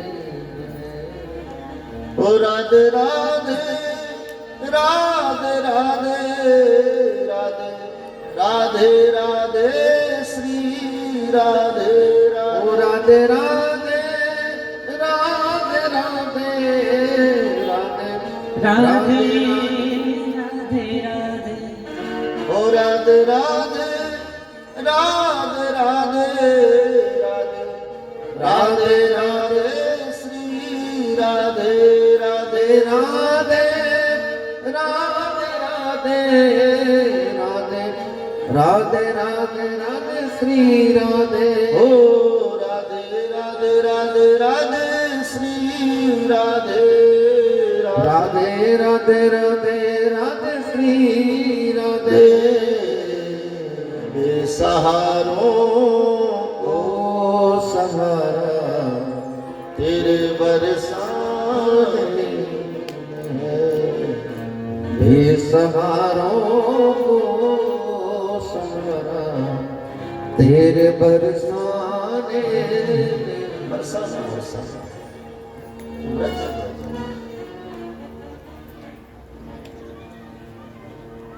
भक्ति कहती है बाबा मैं युवान, मेरे बेटा बूढ़े, ये मेरा दुख है, आप इसका निवारण करें। ज्ञान की गंभीरता न होने के कारण वैराग्य का एकांकीपना भी व्रज में नहीं। व्रज में तो संगच्छध्वम संबद्धध्वम, राधे राधे श्याम मिला दे, राधे राधे श्याम मिला, वहां तो सामूहिक पुकार होती है। तो ज्ञान वैराग्य बूढ़े हो गए। भक्ति ने पूछा निदान करो। ब्रह्मानंद जी कहते हैं संत परम हितकारी जगत माहे, संत परम हितकारी। भक्ति के दुख निवारण का विषय लेकर बैठे, परिणाम आया कि भागवत कथा सुनाई जाए। कहाँ? हरिद्वार में हर की पैड़ी नाम के स्थान पर सनकादिक ऋषि स्वयं व्यासपीठ पर विराजमान हो इस कथा का अनुष्ठान गाएंगे। भक्ति को कहो दोनों पुत्रों को लेकर हरिद्वार आ जाए। पुत्रों के सहित हरिद्वार में भक्ति ने बैठकर प्रेम से कथा सुनी। कथा सुनने से ज्ञान वैराग्य की चेतना प्राप्त हो गई। भक्ति जय जयकार करने लगी। इस ग्रंथ की अद्भुत जय जयकार बोलिए भागवत भगवान की। ये जर्जर तत्वों को भी शक्ति प्रदान करने वाला ग्रंथ है, तो सामान्य इंसान की तो हम बात ही क्या करें। जब कथा सुनकर के इसी के परम तत्व ज्ञान और वैराग्य भी निर्जान हुए, तो इसी कथा से चेतना मिली और युवान हो गए। भक्ति स्वयं जय जयकार करने लगी। कोई श्रोता ने पूछ लिया कि आखिर क्या है इस ग्रंथ में। बोले इस ग्रंथ में वो है जो यहाँ दुर्लभ है। कैसे? बोले कोई प्राणी मृत्यु के प्राप्त होने पर अधोगति को प्राप्त हो गया हो, तो ऐसी अधोगत जीवात्मा को सदगति देने का एकमात्र व्यवस्था संसार में है, तो भागवत कथा। कैसे? बोले हमारा कोई परिवारी जन, प्रियजन रोड के एक्सीडेंट में, अग्नि के जलने से, पानी में डूबने से, विषाक्त पदार्थ के सेवन से, विषैले सर्प के काटने से मृत्यु हो जाए, तो समझ लो ये अधोगति की मृत्यु है। उस जीवात्मा को सदगति मिलेगी तो केवल भागवत के प्रताप से। उदाहरण दिया, एकदा काले स्थितो नाम तुंगभद्रायां तटे सर्वधर्मेषु निर्वाहनं च आत्मदेवाय। तुंगभद्रा नदी के तट पर एक नगर बसा था, जहां सभी धर्मों का पालन करने वाले लोग रहते थे। इन्हीं में एक परम तेजस्वी आत्मदेव नाम का ब्राह्मण रहता था। पत्नी का नाम था धुंधली। धुंधली नाम का अर्थ जानते हो? धुंध माने अंधेरा। अब ये कैसा अंधेरा है? ये लाइट चली जाए कमरा में अंधेरा हो जाए वो अंधेरा नहीं है। ये बुद्धि की लाइट चली गई है, इसलिए जीवन में अंधेरा हो गया और नाम पड़ गया धुंधली। अथवा तो जिस स्त्री को कलेश बहुत प्रिय हो उसको धुंधली कहा जा सकता है। जिसका स्वभाव कर्कशा हो, जो बात बात पर बस झगड़ना चाहे, ऐसे स्वभाव की स्त्री को धुंधली कह सकते हैं।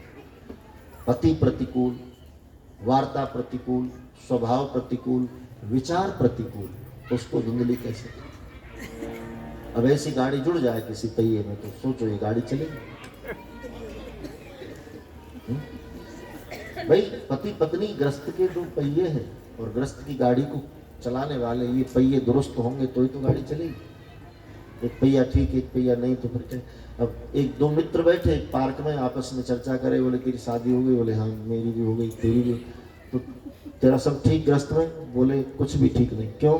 बोले मेरी पत्नी मेरा कहना नहीं मानती। ये क्या बात हुई? बोले हाँ बिल्कुल नहीं मानती। सच में नहीं? बोले हाँ बिल्कुल नहीं मानती। अब मानती है, मैं कहूंगा देवी ये काम कर लो तो नहीं करना, मैं कहूंगा ये काम नहीं करना है तो जरूर करना है, मैं कहूँ पूर्व में जाओ पश्चिम में, मैं कहूँ पश्चिम में वो पूर्व में। ये क्या खाक करना? तंग आ गया, छुटकारा चाह। मित्र ने कहा ऐसी बात है तो तलाक दे दी। बोले वो लंबा लफड़ा, कोर्ट कचहरी, वकील वकील, कोई शॉर्ट रास्ता। उसने कहा कि काम कर, हरिद्वार ले जा। बोले वो क्यों जाने लगी हरिद्वार? तो मित्र ने उसको बताया। बोले अभी बोला ना कि मना करूं तो करती है। हाँ, उसको समझ आ गया। सुबह का समय दोनों पति पत्नी अपने घर की लॉबी में बैठे। मोहल्ले में मुरादी हुई कि हरिद्वार के लिए बस जा रही है, और सभी मोहल्ले वासियों को निवेदन, जिनको चलना जल्दी सीट बुक कराए। ये आवाज़ सुनी तो पति महोदय बोले कि देवी हमारे मोहल्ले से बस जा रही है, हमारे मोहल्ले से लोग भी जा रहे हैं, लेकिन हम नहीं जाएंगे। तो पति ने कहा हम नहीं जाएंगे? तो बोली वाजिबा क्यों नहीं जाएंगे, हम तो जरूर जाएंगे, जाओ सीट बुक करो। हरिद्वार आ गए। अब महोदय बोले देवी हरिद्वार आ गए, ठीक, गंगा में नहीं नहाएंगे? बोले नहीं हम तो जरूर नहाएंगे। और उसको समझ में आ गया ना ऐसे करवाना है। बोले ठीक गंगा में नहाएंगे, लेकिन अंदर नदी में नहीं उतरेंगे, हम घाट पर। नहीं, बोले अब तो नदी में ही उतरेंगे। गई पानी में, गर्दन तक शरीर पानी में डूब गया। आगे खाई, उसको भी लगा थोड़ी देर और ठाकुर जी इसको ऐसी मती दे तो मेरा पीछा छूटे।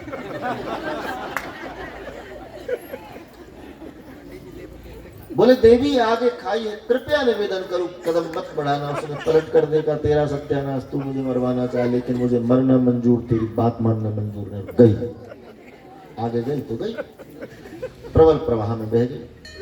अब पानी ऐसे बह के जा रहा है और वो ऐसे ऐसे खोजने लगे।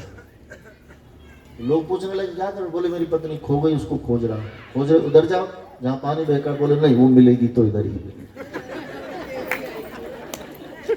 प्रेम नदिया की सदा उल्टी बहे धार। तो धुंधली ऐसी हो सकती है।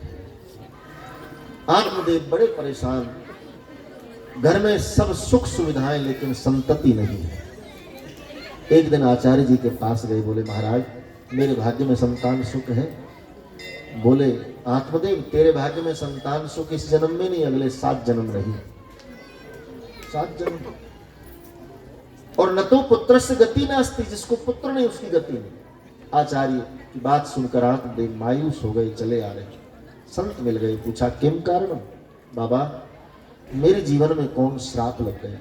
मैं गाय कोई लाकर घर में बांधू तो बांझ हो जाती है, कोई तुलसी का पौधा लगाऊं तो सूख जाता है। महाराज मेरे जीवन को कौन श्राप लगा है, आप कृपा कर दो, एक पुत्र मेरे घर जन्म ले। क्योंकि आचार्य कहते हैं न तो पुत्रस्य गति नास्ति, पुत्र नहीं तो गति कैसे। पुण्यदान कौन, श्राद्ध कौन करे, तर्पण कौन करे।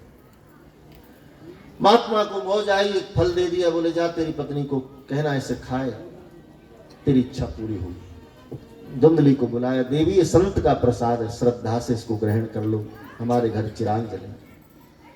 पुत्र आए, आत्मदेव को कह दिया ठीक मैं खाऊंगी। पीछे से धुंधली ने सोचा कि आफत में डाल रहे हैं, फल खाऊं, सगर्भावस्था में आऊं, 9 महीने कष्ट उठाऊं, प्रसव के दौरान प्राण बचे मरे, मैं क्यों ये रिस्क उठाऊं। सो फल को फेंकने लगी। उसकी कोई सहेली सत्संगी थी, वो संत के प्रसाद की महिमा जानती थी। बोली धुंधली इसका तुरस्कार मत कर, ये संत का प्रसाद, तू नहीं खाना चाहे मत खा, इसे गाय को खिला। मैं वचन देती हूँ मेरी संतान तुझे दे दूंगी। धुंधली ने उदर में कपड़े बांध जगत को धोखा दिया। बोले मैं सगर्भा हूँ, सगर्भा हूँ। और संत के प्रसाद के प्रताप से ठीक 1 वर्ष बाद गाय ने बड़े प्यारे बालक को जन्म दिया, चरवाहे को। चरवाहे ने आत्मदेव को बताया। बोले बाबा हद हो गई क्या। बोले आज पशु से इंसान का जन्म हुआ। दौड़ कर आए आत्मदेव, देखा गाय ने बड़ा प्यारा बालक जन्मा। समग्र अंग मनुष्य आकृति में ढले, एक कान बड़े बड़े गऊ के जैसे थे। स्वात्मदेव ने उसका नाम गोकर्ण रख दिया। बोलिए गोकर्ण जी महाराज की जय। अब धुंधली ने पराई संतान को अपना बताया, नाम रख दिया धुंधकारी। यथा नामम च तथा गुणम, जिसका जो नाम है उस नाम का जो मतलब है वो उसमें गुण के रूप में इंसान के जीवन में रहता है। धुंधकारी दुष्कर्मी हुआ, गोकर्ण महान पंडित हुए। धुंधकारी चोरी करता, जुआ खेलता, वैश्यागमन करता। ऐसे दुष्कर्मों की शिकायत पिता के पास आई। आत्मदेव आज वैरागी हो गया कि हे विधाता, अच्छा था जब कोई संतान न थी, ये कैसी संतान। इंसान को 2 बातों से वैराग्य हो, कोई संत की बात लग जाए और संसार की लात लग जाए, आदमी वैरागी हो जाए। आज आत्मदेव वैरागी हो गए। माँ से धन मांगा, माँ ने कहा मेरे पास नहीं, माँ को मारा। धुंधली ने आत्महत्या कर ली। धुंधकारी आजाद हो गया, चोरी करके धन लाया। वैश्याओं को लोभ आ गया और इसको मदरा पिलाई, बेसुध हो गया तो एक पत्थर मारा। लहू लुहान धुंधकारी तड़पने लगा लेकिन प्राण नहीं निकले। महात्मा कहें जिसने जीवन में बहुत दुष्कर्म किए हों, अंत में उसके शरीर से प्राण नहीं निकलते, बड़ा तड़पना पड़ता है। लेकिन इन युवतियों को लगा ये न मरा तो हमें नहीं छोड़ेगा, तो उसने जलते धधकते अंगारे लिए उसके देह पर डाल दिए और धुंधकारी की मृत्यु हो जाती। अंतमति सुगति, अंत में जैसी उसकी मति थी वैसी गति मिल गई। धुंधकारी अधोगति को प्राप्त हुआ। गोकर्ण बाबा आए, सूर्य भगवान को पूछा इसकी मुक्ति कैसे होगी। बोले उसको भागवत कथा सुनाओ। गया में तर्पण किया, पिंडदान किए, कुछ नहीं हुआ। तब भागवत कथा सुनाई। सप्त ग्रंथि के हरे बांस में धुंधकारी का पूजन करवाया। 7 दिन कथा सुनाई। 7वें दिन बांस फट गया। दिव्य पुरुष प्रकट हुआ, परमात्मा के दूत विमान लेकर आए। प्रगट पुरुष को विमान में बिठाया, लेकर परम धाम को चले गए। और भागवत की कृपा से अधोगत आत्मा को सदगति मिल गई। तब से भागवत को मोक्ष प्रदान ग्रंथ के नाम से जाना। बोलिए भागवत भगवान की जय। तो श्री भागवत जी की महत्तम की कथा को कहते हुए श्री सुखदेव जी महाराज अद्भुत महिमावंत विषय बताते हैं। नियम, एक समय अन्नहार, एक समय फलाहार, वाणी में सत्य, जीवन में संयम, भूमि पर शयन, जो कोई कर सके वो करे। बाकी बंधारण नहीं है कि सबको ऐसा करना, स्वेच्छा से। कई लोग पूछते हैं कि कैसे सुने नियम कुछ, तो ऐसे नियम है भागवत जी के, कोई जरूरी नहीं बात, ये तो श्रद्धा का विषय, आप कैसे भी उसको सुनो, जो खाओ, लेकिन सात्विक मन से कथा सुनो। अवसर दिया है भगवान ने, ये कृपा बरसी है उसकी, पता नहीं कितने जन्मों के पुण्य उदय हुए, और माता पिता का ये परम आशीर्वाद फला है शर्मा परिवार पर, जो उनके इस तत्वाधान में माँ भवानी के मंदिर प्रांगण में ये कथा हो रही है। आइए 4 पंक्ति माँ भवानी के चरणों में रखते हुए आज की कथा को हम विराम की ओर ले चलें।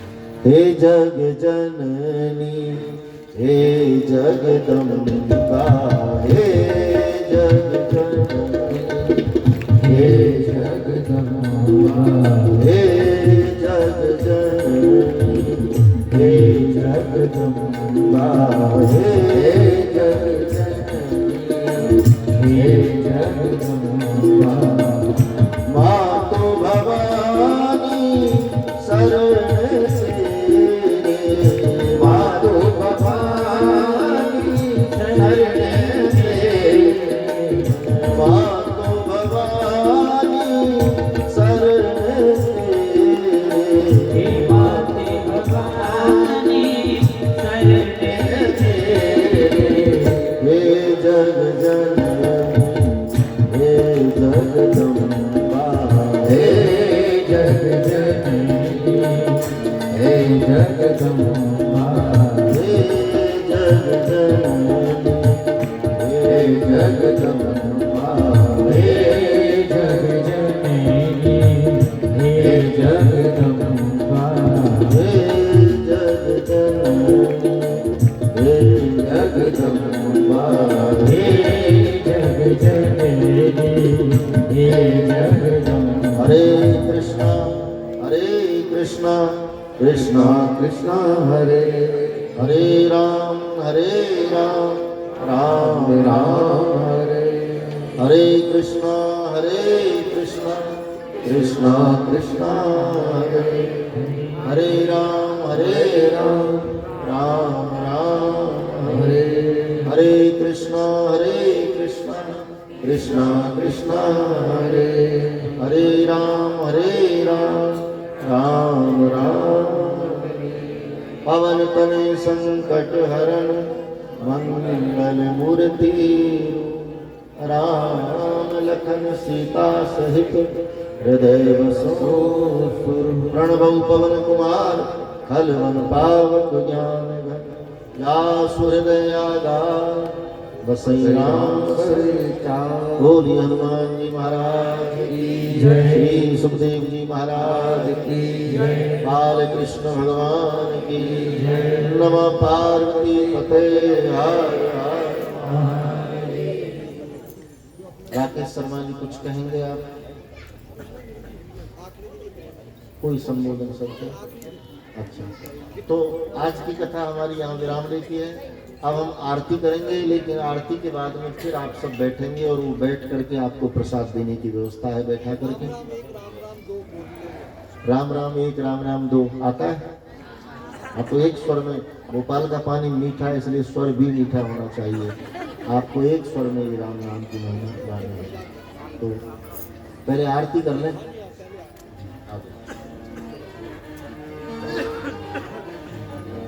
आप आरती कर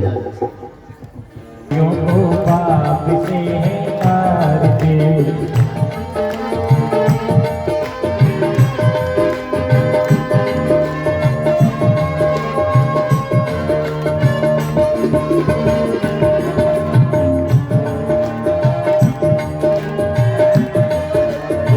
भागवत भगवान की रे भारती, पापियों को पाप से तेरी भागवत भगवान की है आरती, पापियों को पाप से तारती। ये अमर ग्रंथ वे मुक्ति पथ, ये पंचम वेद निराला, नव ज्योति जगाने वाला। ये अमर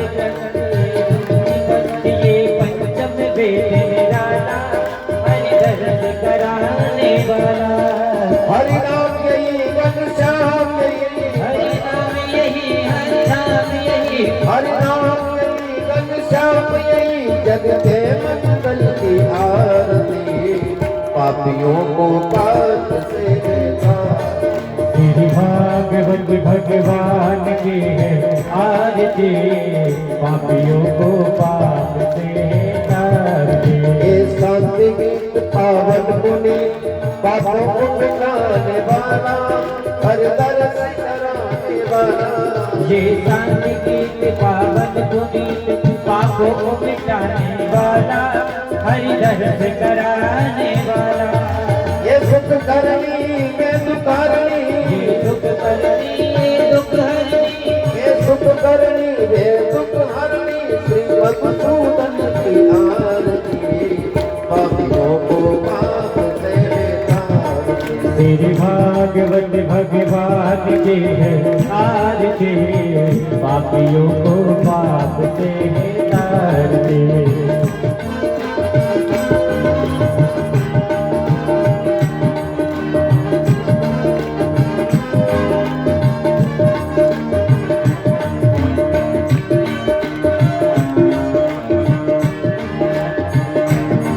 हे मधुर बोल जगपति को सन्मार्ग बताने वाला बिगड़ी को बनाने वाला। देखो सन्मार्ग बताने वाला बिगड़ी को बनाने वाला। श्री राम यही घनश्याम यही श्री राम यही घनश्याम यही श्री राम यही घनश्याम यही प्रभु की महिमा की आरती पापियों को पाप से तारती। तेरी भागवत ओ तेरी भागवत भगवान की है आरती पापियों को पाप से तारती। कपूर गौरम करुणावतारम संसार सारम भुजगेन्द्राम सदा वदन्त विद्यारण्ये भवानी से नमामि। त्वमेव माता पिता त्वमेव बन्धु जगत त्वमेव विद्या त्वमेव सर्वं मम देव। हरे राम राम राम हरे हरे हरे कृष्ण कृष्ण कृष्ण हरे हरे। हरे राम राम राम हरे हरे हरे कृष्ण कृष्ण कृष्ण हरे हरे। हरे राम राम राम हरे हरे हरे कृष्ण कृष्ण कृष्ण हरे हरे। हरे राम राम राम हरे हरे हरे कृष्ण कृष्ण कृष्ण हरे हरे। हरे राम राम राम हरे हरे हरे कृष्ण कृष्ण कृष्ण हरे हरे। हरे राम राम राम हरे हरे हरे कृष्ण कृष्ण कृष्ण हरे हरे। हरे राम राम राम हरे हरे हरे राम राम राम हरे हरे। हरे राम राम राम हरे हरे हरे कृष्ण कृष्ण कृष्ण हरे हरे। हरे राम राम राम हरे हरे हरे कृष्ण कृष्ण हरे हरे। हरे राम हरे हरे हरे कृष्ण कृष्ण कृष्ण हरे हरे। हरे राम राम राम हरे हरे हरे कृष्ण कृष्ण कृष्ण कृष्ण हरे राम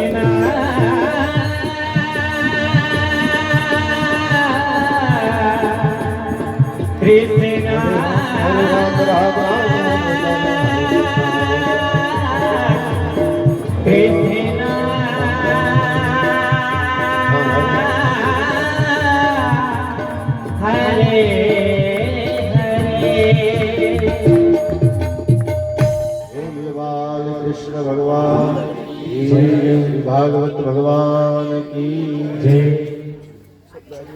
नमः पार्वती पते महादेव।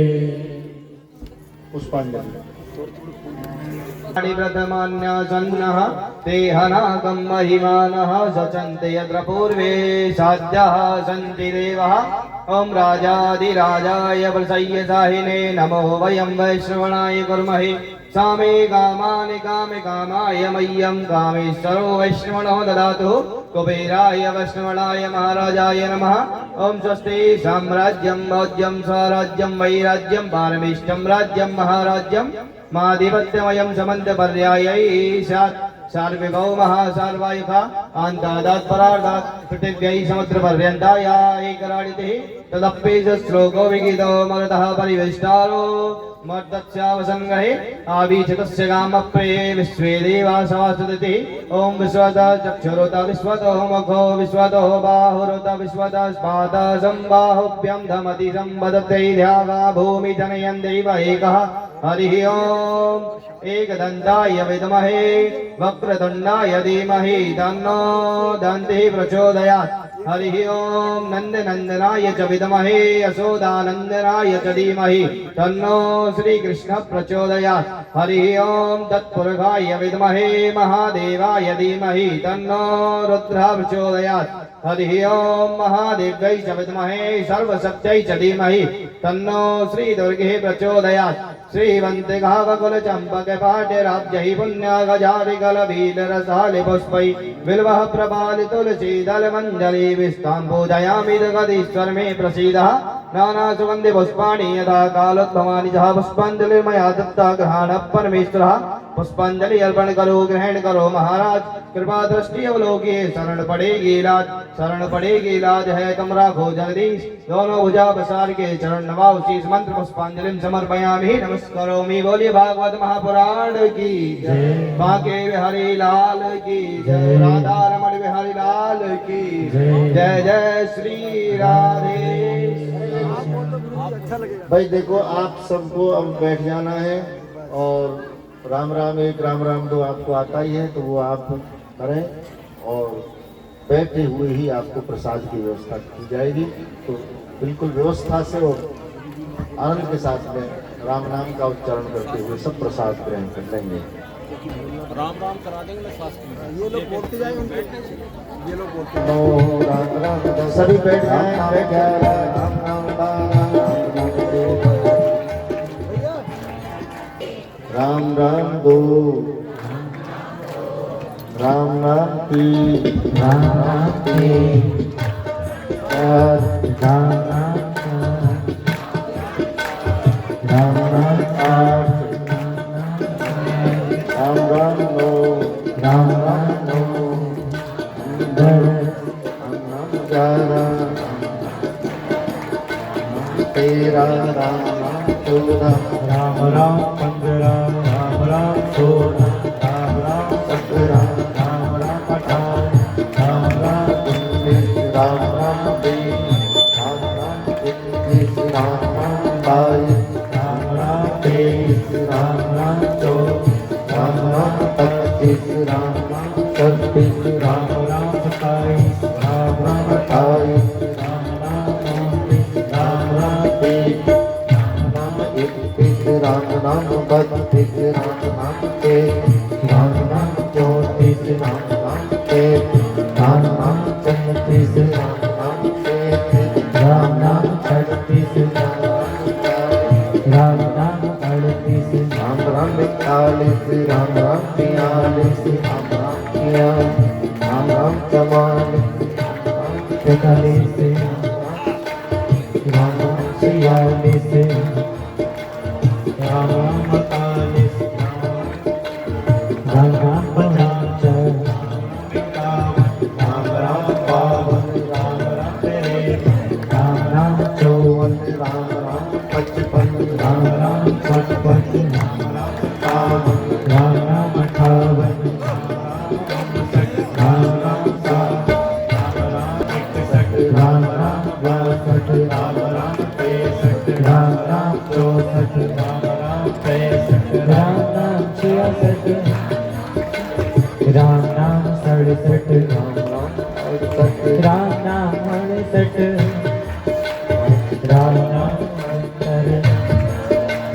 राम नाम 70 राम नाम 72 राम नाम 72 राम नाम 73 राम नाम 73 राम नाम 74 राम नाम 74 राम नाम 75 राम नाम 75 राम नाम 76 राम नाम 76 राम नाम 77 राम नाम 77 राम नाम 78 राम नाम 78 राम नाम 79 अस्ति राम राम उन्यासी राम नाम अस्ति राम राम अस्सी राम राम इक्यासी राम राम इक्यासी राम नाम 82 राम राम बयासी राम राम 83 राम राम तेरासी राम नाम 84 राम राम चौरासी राम नाम 85 राम राम पचासी राम नाम 86 राम राम छियासी राम नाम 87 राम राम सत्यासी राम नाम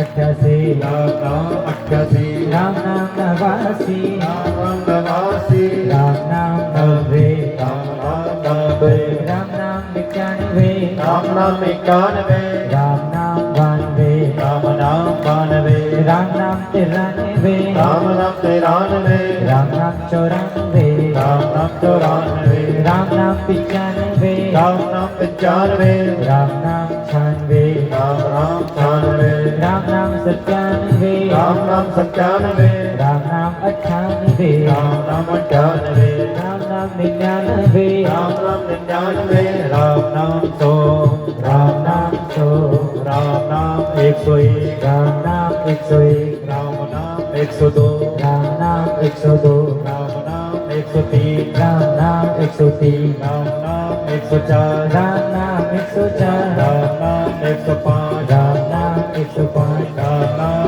106 राम नाम 106 राम नाम 107 राम नाम 107 राम नाम 108 राम नाम 100 अब एक भजन, क्योंकि कथा तो उत्सव है ना, रोजाना उत्साह के साथ उत्सव मनाते हैं। लेना लड़ गए लेना लड़ गए लेना लड़ गए मेरे कुंज बिहारी से लेना लड़ गए मेरे कुंज बिहारी से लड़ गए लड़ गए मेरे लेना लड़ गए आए मेरे लेना लड़ गए ओ लेना लड़ गए आए रे मेरे लेना लड़ गए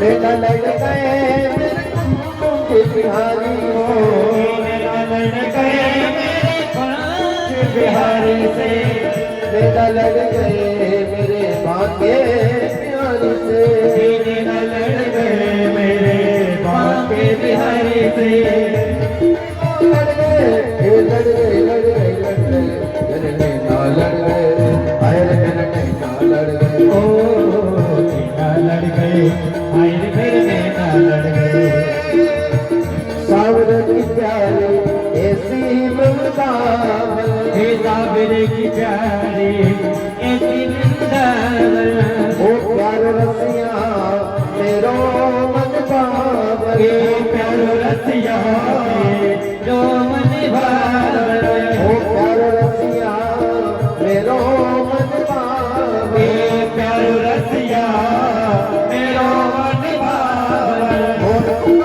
लड़ गए लड़ गए लड़ गए लड़ गए मेरे नेता लड़ गए आए मेरे नेता लड़ गए लेना लड़ गए आए रे मेरे लेना लड़ गए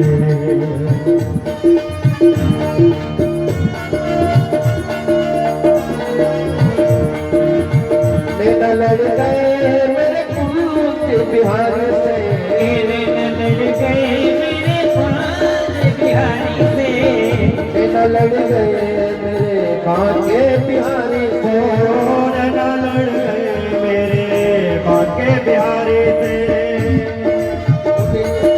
लड़ गए लड़ गए लड़ गए लड़ गए मेरे नेता लड़ गए आए मेरे नेता लड़ गए लेना लड़ गए आए रे मेरे लेना लड़ गए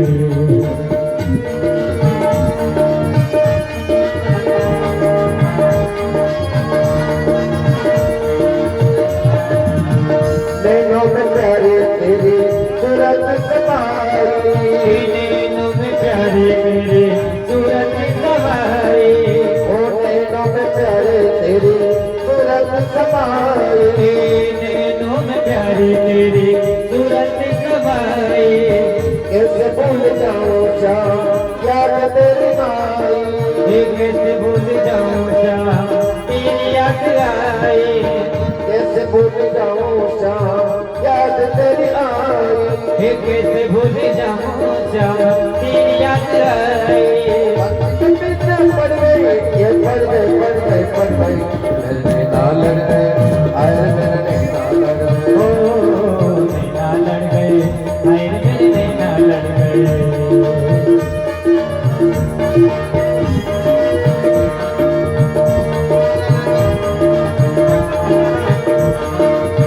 नैना लड़ गए मेरे प्यारी से नैना लड़ गए मेरे भाग्य बिहारी से लड़ गए लड़ गए अरे नैना लड़ गए अरे मेरे नैना लड़ गए ओ नैना लड़ गए हाय मेरे नैना लड़ गए अरे मेरे नैना लड़ गए अरे मेरे नैना लड़ गए नैना लड़ गए हाय मेरे नैना लड़ गए अरे मेरे नैना लड़ गए मेरे नैना लड़ गए बोले भागवत भगवान की जय आज के आनंद की जय हो कल सभी कथा में पुनः पधारेंगे 2:30 बजे हनुमान चालीसा प्रारंभ हो जाएगा और फिर 3 बजे से कथा शुरू कर देंगे सही। तो 2:30 बजे से ही शुभारंभ है, आप सब 2:30 बजे पधारें, थोड़ी देर हनुमान चालीसा एक भजन सुने, उसके बाद कथा तुरंत शुरू होगी। बाकी समय से सब कार्य हो ऐसे हमारी पूरी कोशिश रहे, प्रभु कृपा करें। कल फिर 3 बजे मिलेंगे। जय श्री राधे।